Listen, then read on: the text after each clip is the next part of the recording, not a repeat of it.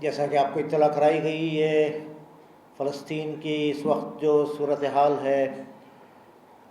اور جس پر ساری دنیا تشویش اور احتجاج بنی ہوئی ہے، کی تصویر بنی ہوئی ہے، اس کے سلسلے میں یہاں کے باشندوں کو، مسلمانوں کو، دیگر برادران وطن کو صحیح صورتحال سے واقف کرانا اور اس میں ہماری کیا ذمہ داریاں ہیں، ہمارے کیا مطالبات ہیں، اس کو آپ کے سامنے رکھنے کے لیے یہ نشست بلائی گئی ہے۔ اس وقت غزہ پر، ویسٹ بینک پر، فلسطین کے جو مسلمان انتہائی تکلیف دہ صورتحال سے گزر رہے ہیں اور جنگ ان پر مسلط کر دی گئی ہے، وحشت اور بربریت اور سفاکی کی انتہا کر دی گئی ہے، وہ ہمارے سامنے ہے۔ واقع یہ ہے کہ یہ مسئلہ اس وقت سے جاری ہے جب کہ یہاں فلسطین کی ریاست 1948 میں قائم کی گئی، ایک اللیجٹمیٹ چائلڈ کی طرح، ایک ایسی ریاست جو زبردستی وہاں کے فلسطینی عوام کو ان کے وطن سے بے دخل کر کے ساری دنیا سے یہودیوں کو لا کر جو بسایا گیا اور جو ایکسپانشن کا کام، سیٹلمنٹس کا کام اور فلسطینیوں کو مسلسل بے دخل کرنے کا کام، ان کے ہی ملک میں ان کو ریفیوجی بنانے کا کام ایک عرصے سے جاری ہے۔ کئی جنگیں اس سلسلے میں ہو گئی ہیں اور ہمیں معلوم ہے کہ گزشتہ 15-20 سال میں غزہ کی پٹی میں ہی 5 جنگیں ہوئی ہیں، بڑی بڑی جنگوں کے علاوہ۔ تو اصل مسئلہ یہاں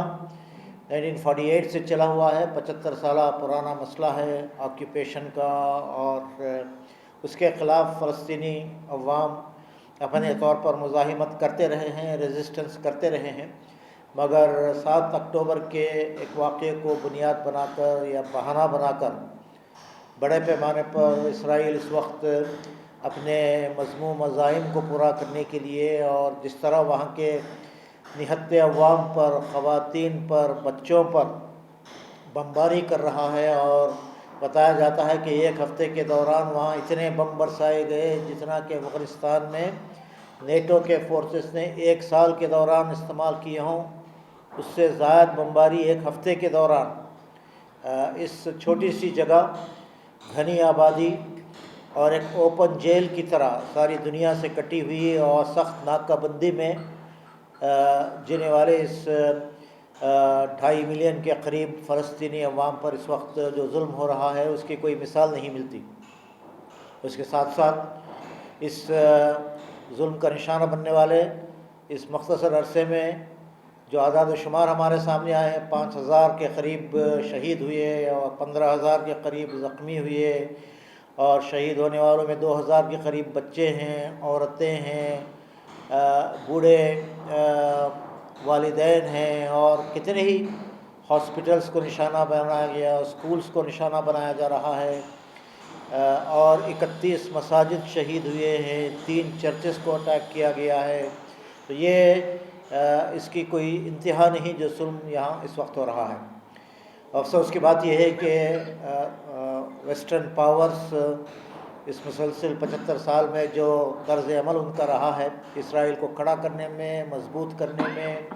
اسے اسلحہ فراہم کرنے میں، اسے سپورٹ فراہم کرنے میں، مالی مدد دینے میں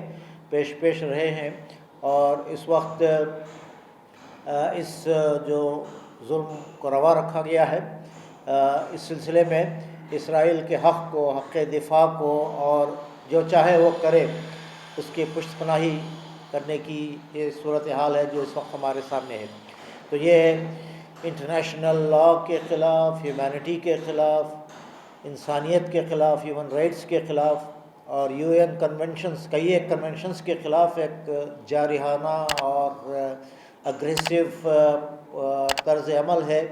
جو اسرائیل نے اختیار کیا ہے۔ تو اس موقع پر ساری دنیا اس سلسلے میں سراپا احتجاج بنی ہوئی ہے کیا مسلم ممالک کیا غیر مسلم ممالک، ویسٹرن کنٹریز میں بھی، بلکہ یونیورسٹیز میں تک، ہارورڈ میں، آکسفورڈ میں، کیمبرج میں، بلکہ خود اسرائیل میں خود یہودیوں کی طرف سے زیونسٹ ایک اینٹی ہے اور دیگر یہودی بھی ہیں۔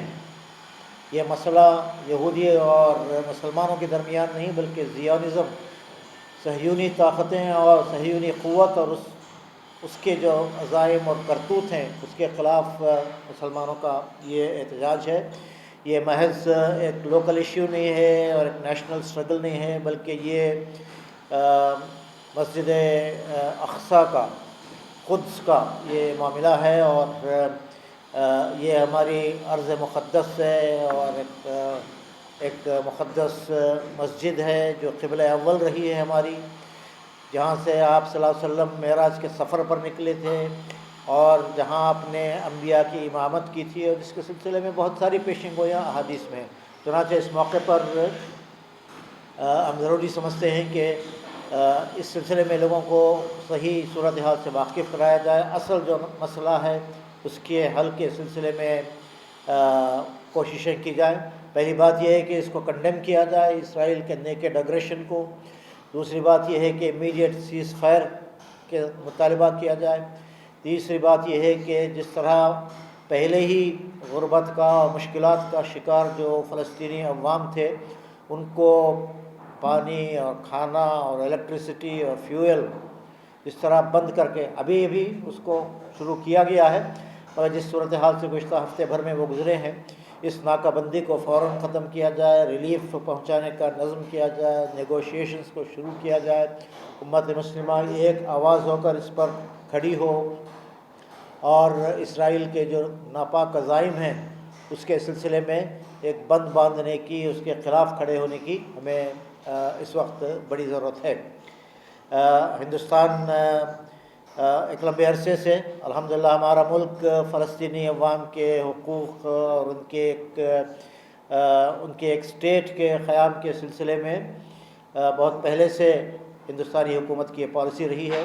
گاندھی جی کا بھی اسٹیٹمنٹ ہے کہ فلسطینیوں کا اسی طرح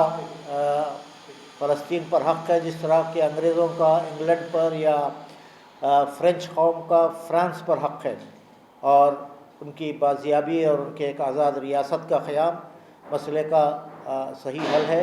یہی بات واجپئی نے بھی کہی تھی، اور حکومت ہند کی ایک مستقل پالیسی یہی رہی ہے۔ الحمدللہ بہت اچھی بات ہے کہ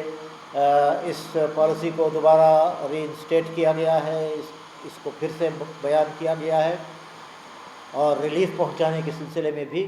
حکومت ہند نے اقدامات کیے ہیں، اور ریلیف میٹیریل وہاں پہ جائے۔ بات اس بات کی ہے کہ ہندوستان